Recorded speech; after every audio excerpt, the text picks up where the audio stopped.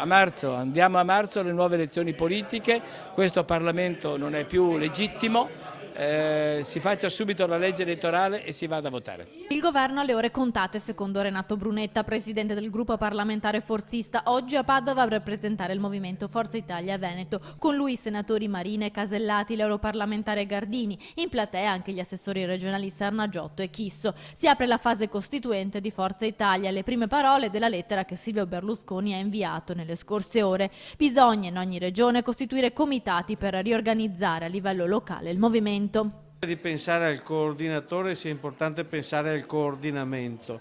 Abbiamo la necessità di lavorare più insieme rispetto al passato con chi è a Roma e ritrovare quell'entusiasmo che si era un po' assopito. Ancora nessun nome per il ruolo di coordinatori. Veneto, anche se quello del senatore padovano Marco Marina è il più quotato. Sull'ipotesi primarie si scaglia contro Giancarlo Galan, che le trova una mera imitazione della sinistra. A breve verrà annunciato il congresso, hanno detto i parlamentari presenti. Intanto per il Veneto si prospettano battaglie impegnative nel 2015 le regionali e prima nel 2014 le europee e le amministrative a Padova, ma ancora il candidato non c'è. Deciderà il partito, lo deciderà il movimento, lo decideranno gli eletti, lo decideranno i club che si stanno formando, quindi nessuna indicazione, solo colui il quale avrà più chance di vincere e di riportare Padova ad avere un sindaco del centrodestra. Io credo che sia la cosa più bella fare il sindaco nella propria città, però ci vogliono delle condizioni, in questi momenti soprattutto, che sono condizioni precise.